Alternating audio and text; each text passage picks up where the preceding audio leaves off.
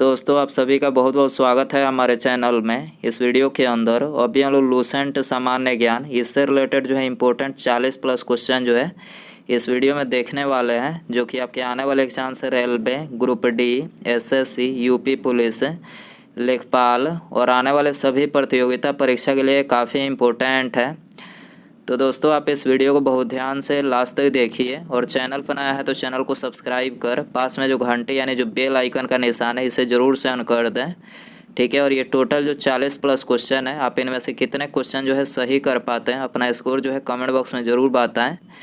तो चलिए शुरू करते हैं। देखिए यहाँ पर हमारा पहला क्वेश्चन दिया गया है, पृथ्वी को सूर्य की परिक्रमा करने में लगते हैं, मतलब कितना समय लगता है लगभग में आपको बताना है। तो पृथ्वी को सूर्य की परिक्रमा करने में जो है लगभग 365.25 दिन लगता है, ठीक है। कितना समय लगता है? 365.25 दिन जो है पृथ्वी को सूर्य की परिक्रमा करने में लगता है, ठीक है। मतलब 1 साल लगता है। आंसर हो जाएगा बी। इसके अलावा यहाँ से एक और क्वेश्चन पूछा जाता है कि चंद्रमा जो है पृथ्वी का एक चक्कर कितने दिनों में लगाता है। चंद्रमा पृथ्वी का एक चक्कर कितने दिनों में लगाता है? 27.3 दिन में लगाता है। 27.3 दिन में चंद्रमा जो है पृथ्वी का एक चक्कर लगाता है। अगर सूर्य की तुलना पृथ्वी से की जाए, अगर सूर्य की तुलना पृथ्वी से की जाए तो सूर्य पृथ्वी से जो है कितना गुना बड़ा है, ठीक है। सूर्य पृथ्वी से कितना गुना बड़ा है? तो 109 गुना, ठीक है। कितना गुना बड़ा है? 109 गुना बड़ा है। सूर्य की सतह का तापमान पूछा जाए कि सूर्य की सतह का तापमान कितना होता है, तो 6000 डिग्री सेल्सियस जो है सूर्य की सतह का तापमान होता है। पृथ्वी जो है सूर्य से कितनी दूरी पर है? तो 15 करोड़, ठीक है। पृथ्वी जो है सूर्य से कितनी दूरी पर है? तो 15 करोड़ किलोमीटर, 15 करोड़ किलोमीटर की दूरी पर है, ठीक है। आपको ये सारी बातें जो है याद रखनी है, काफ़ी इंपॉर्टेंट है आपके एग्जाम के लिए। अगला क्वेश्चन देखते हैं। क्वेश्चन नंबर 2 है, निम्नलिखित में से कौन सी एक याचिका अधीनस्थ न्यायालयों की कार्य पद्धति का परीक्षण करती है। तो आपको बताना है कि इनमें से कौन सी एक रीट यानी याचिका जो है अधीनस्थ न्यायालयों की कार्य पद्धति का परीक्षण करती है। तो कौन सा है? तो उत्प्रेषण, ठीक है, उत्प्रेषण है। आंसर हो जाएगा सी। इसके अलावा कितने प्रकार की रीट यानी याचिकाएँ होती है? तो देखिए न्यायालय जो होती है ये 5 प्रकार के रीट जारी करती है, ठीक है। पहला कौन सा है? बंदी प्रत्यक्षीकरण रीट, दूसरा परमादेश, तीसरा उत्प्रेषण, चौथा निषेधाज्ञा और पांचवा जो है अधिकार परीक्षा। यानी टोटल ये 5 प्रकार की रीट होती है और ये न्यायालय के द्वारा जो है जारी किया जाता है, ठीक है। क्वेश्चन नंबर 3 है कि संविधान संशोधन द्वारा मतदाता की आयु 21 वर्ष से घटाकर 18 वर्ष की गई। तो मतदाता की आयु 21 वर्ष से घटाकर 18 वर्ष जो है ये 61वें संविधान संशोधन के द्वारा किया गया था, ठीक है। आंसर हो जाएगा सी। क्वेश्चन नंबर 4 है, विधानसभा के विघटन के बाद भी उसका अध्यक्ष यानी स्पीकर पद पर बना रहता है। विधानसभा के विघटन के बाद भी उसका अध्यक्ष यानी स्पीकर जो होता है ये पद पर बना रहता है। तो पद पर जो है ये विधानसभा के विघटन के बाद गठित विधानसभा की पहली बैठक के ठीक पूर्व तक, ठीक है। विधानसभा के विघटन के बाद गठित विधानसभा की पहली बैठक के मतलब पहली बैठक के ठीक पूर्व तक, ठीक है। जब तक कोई पहली बैठक नहीं हो जाती तब तक जो है ये अपने पद पर बना रहता है, ठीक है। याद रखना है। आंसर हो जाएगा ए। क्वेश्चन नंबर 5 है, राष्ट्रीय मानवाधिकार आयोग का अध्यक्ष किसे बनाया जाता है। राष्ट्रीय मानवाधिकार आयोग का अध्यक्ष किसे बनाया जाता है? तो ये सुप्रीम कोर्ट का कोई सेवानिवृत्त मुख्य न्यायाधीश को बनाया जाता है, ठीक है। सुप्रीम कोर्ट का कोई सेवानिवृत्त मुख्य न्यायाधीश को जो है राष्ट्रीय मानवाधिकार आयोग का अध्यक्ष बनाया जाता है। आंसर हो जाएगा बी।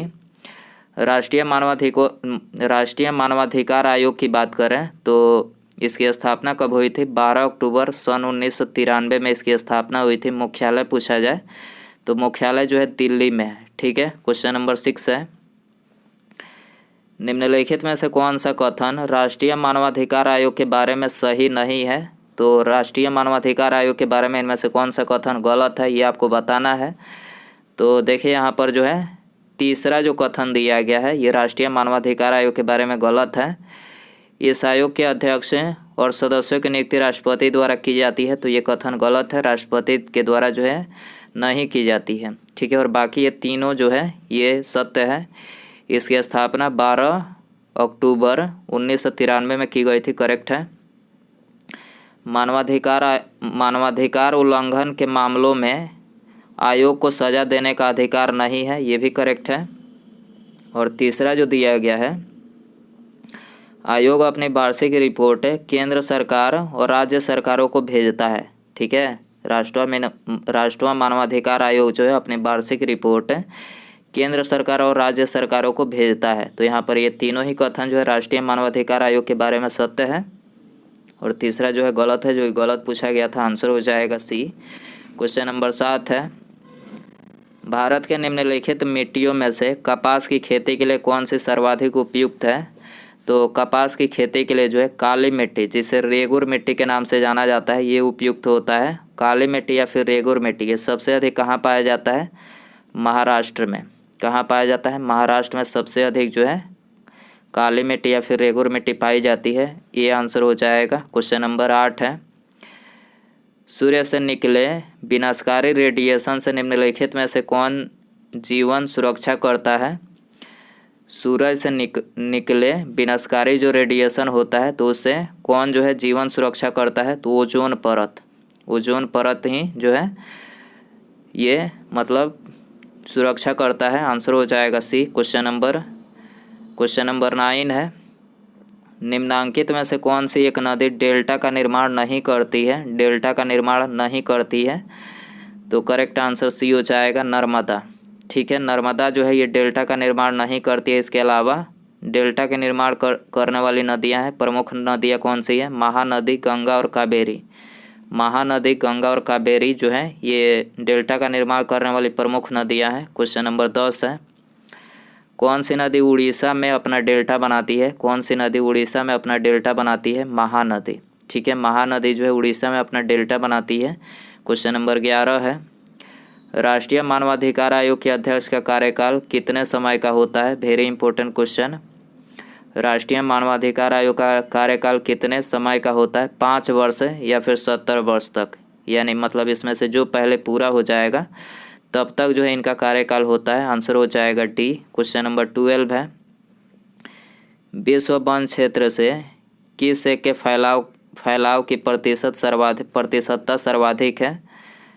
विश्व वन क्षेत्र में से किस एक के फैलाव की प्रतिशतता सर्वाधिक है?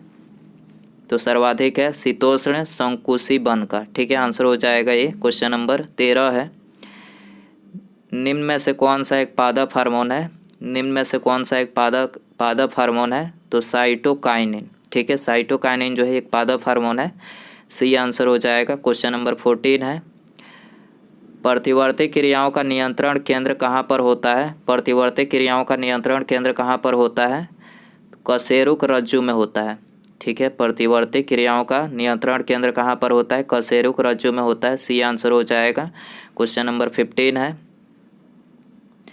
मंत्रिपरिषद सामूहिक रूप से किसके प्रति उत्तरदायी है? मंत्रिपरिषद सामूहिक रूप से जो है लोकसभा के प्रति उत्तरदायी है। आंसर हो जाएगा डी। दोस्तों, यदि आपको वीडियो पसंद आ रहा है तो प्लीज़ वीडियो को लाइक ज़रूर करें और अपने दोस्तों में भी शेयर ज़रूर करें, और चैनल पर नया है तो चैनल को सब्सक्राइब करके बेल आइकन यानी जो घंटे का निशान है इसे ज़रूर ऑन कर दें। बेल आइकन ऑन करने से फ़ायदा ये होगा, जब भी मैं कोई नई वीडियो अपलोड करूँगा तो उसका नोटिफिकेशन जो है आपको टाइम टू टाइम मिल सकेगा। तो सब्सक्राइब करने के बाद बेल आइकन ऑन रखें। अगला क्वेश्चन देखते हैं, केल्विन मान से मानव शरीर का सामान्य तापमान कितना है? 310 केल्विन होता है। ठीक है, केल्विन मान में मानव शरीर का सामान्य तापमान 310 केल्विन होता है। सेल्सियस में पूछा जाए सामान्य तापमान कितना होता है? 37 डिग्री सेल्सियस जो है ये मानव शरीर का सामान्य तापमान होता है। 17 है, नमक को बर्फ़ के साथ मिलाने से हिमांक क्या होता है? तो हिमांक जो है ये घटता है। ठीक है, आंसर हो जाएगा ये। क्वेश्चन नंबर 18 है, किसी अर्धचालक का प्रतिरोध गर्म करने पर किसी अर्धचालक का प्रतिरोध गर्म करने पर क्या होता है? तो घटता है। ठीक है, किसी अर्धचालक का प्रतिरोध गर्म करने पर क्या होता है? घटता है। आंसर हो जाएगा बी। क्वेश्चन नंबर 19 है, वेरी इंपॉर्टेंट क्वेश्चन है ये। लॉकडाउन में कौन लगाता है धारा 144? तो देखिए धारा 144 जो है ये लॉकडाउन में लगाया जाता है। ठीक है, राज्य या केंद्र शासित प्रदेश में जिला या किसी भी कार्यकारी मजिस्ट्रेट को धारा 144 कानून लागू करने का अधिकार होता है। ठीक है, राज्य या केंद्र शासित प्रदेश में जिला या किसी भी कार्यकारी मजिस्ट्रेट को जो है धारा 144 कानून जो है लागू करने का अधिकार होता है। इससे पहले नोटिफिकेशन जारी किया जाता है और इसके बाद जो है धारा 144 लगाई जाती है। तो ये काफ़ी ज़्यादा इम्पोर्टेंट है आप सभी के लिए। अगला क्वेश्चन देखते हैं, क्वेश्चन नंबर 20 है। सबसे ज़्यादा 49 बार राष्ट्रपति शासन किसके समय में लगा था? 49 बार राष्ट्रपति शासन सबसे ज़्यादा बार किसके समय में लगा था? इंदिरा गांधी के समय में लगा था। आंसर हो जाएगा ऑप्शन ए। क्वेश्चन नंबर 21 है। विशाखापट्टनम प्रसिद्ध है। विशाखापट्टनम किस लिए प्रसिद्ध है? तो पानी जहाज निर्माण के लिए। ठीक है, विशाखापट्टनम जो है पानी जहाज निर्माण के लिए प्रसिद्ध है। सी आंसर हो जाएगा। निम्नलिखित में से कौन सा मिलान गलत है? तो यहाँ पर ये तीसरा मिलान गलत है। ब्रेबोर्न स्टेडियम लंदन में नहीं है। ब्रेबोर्न स्टेडियम लंदन में नहीं है। कहाँ पर है? मुंबई महाराष्ट्र में है। मुंबई महाराष्ट्र में है। ठीक है, याद रखना है, बाकी तीनों करेक्ट हैं। चेपक स्टेडियम चेन्नई में है। फिरोज शाह कोटला स्टेडियम कहाँ पर है? दिल्ली में है। ग्रीन पार्क स्टेडियम कानपुर में है। याद रखना है आपको। बिहार दिवस किस तिथि को मनाया जाता है? बिहार दिवस किस तिथि को? 22 मार्च को। बिहार दिवस 22 मार्च को मनाया जाता है। तानसेन सम्मान किस राज्य द्वारा प्रारंभ किया गया? तानसेन सम्मान जो है संगीत के क्षेत्र में दिया जाता है और ये मध्य प्रदेश सरकार के द्वारा जो है प्रारंभ किया गया। ठीक है, तो आंसर हो जाएगा बी। 25 है। सूर्य ग्रहण कब होता है? सूर्य ग्रहण कब होता है? तो चंद्रमा जब सूर्य व पृथ्वी के बीच आता है। चंद्रमा जो है सूर्य व पृथ्वी के बीच में आता है तब जो है सूर्य ग्रहण होता है। याद रखना है, सी आंसर हो जाएगा। आर्थिक नियोजन विषय है। आर्थिक नियोजन किसका विषय है? समवर्ती सूची का विषय है। ठीक है, आर्थिक नियोजन जो है समवर्ती सूची का विषय है। सी आंसर हो जाएगा। संघीय सरकार के बजटों में राजकोषीय घाटे के बड़े भाग की पूर्ति की जाती है। तो ये की जाती है घरेलू उधारों से। ठीक है, संघीय सरकार के बजटों में राजकोषीय घाटे के बड़े भाग की पूर्ति की जाती है घरेलू उधारों से की जाती है। आंसर हो जाएगा बी। क्वेश्चन नंबर 28 है। निम्नलिखित संगठन में से कौन सा निर्यातकों के विभिन्न जोखिमों हेतु बीमा प्रदान करता है? तो कौन करता है? ये करता है export credit and guarantee corporation. Export credit and guarantee corporation जो है निर्यातकों के विभिन्न जोखिम हेतु बीमा प्रदान करता है। डी आंसर हो जाएगा। क्वेश्चन नंबर 29 है। भारत में अंग्रेजों के समय प्रथम जनगणना हुई। भारत में अंग्रेजों के समय प्रथम जनगणना किसके काल में हुई थी? लॉर्ड मेयो के कार्यकाल में 1872 में। ठीक है, लॉर्ड मेयो के कार्यकाल में 1872 में हुई थी। और विधिवत जनगणना, ठीक है, विधिवत मतलब भारत की पहली संपूर्ण जनगणना कब हुई? 1881 में। किसके मतलब किसके कार्यकाल में हुई थी? लॉर्ड रिपन के। लॉर्ड रिपन के कार्यकाल में हुई थी 1881 में भारत में विधिवत जनगणना। ठीक है, अंग्रेजों के समय में जनगणना लॉर्ड मेयो के कार्यकाल में 72 में। क्वेश्चन नंबर 30 है। नवी मुंबई इंडस्ट्रियल कॉरिडोर की स्थापना किस देश के वित्तीय एवं तकनीकी सहायता से की जा रही है?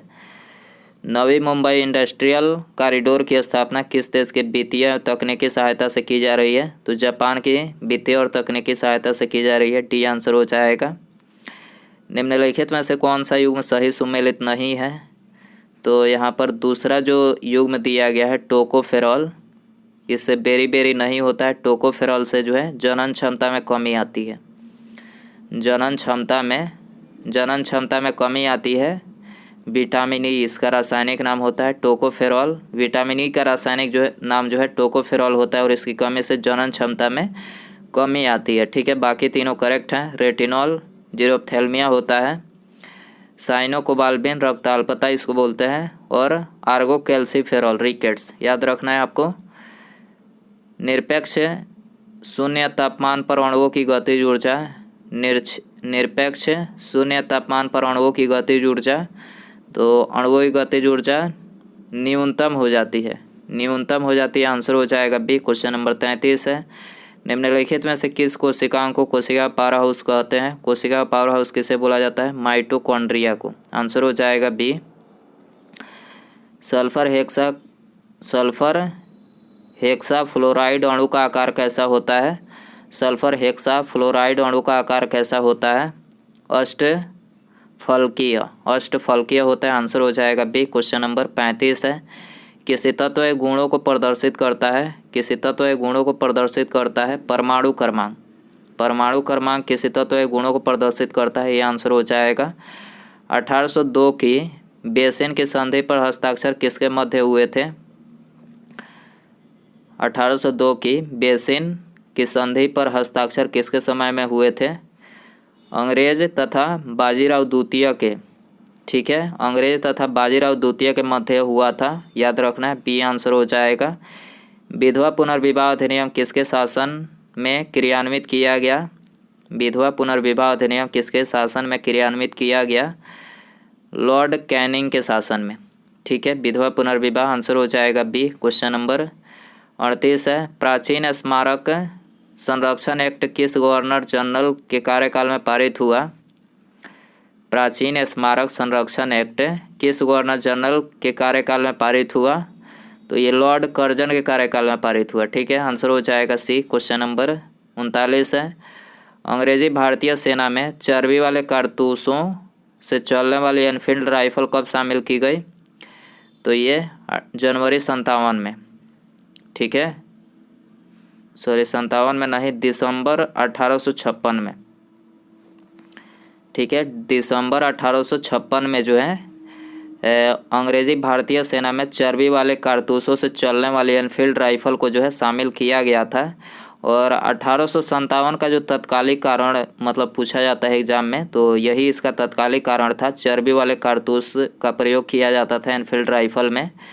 ठीक है, ये सबसे बड़ी 1857 की ये सबसे बड़ी जो है इसका मुख्य कारण था। याद रखना है आपको, एग्जाम में पूछा जाता है।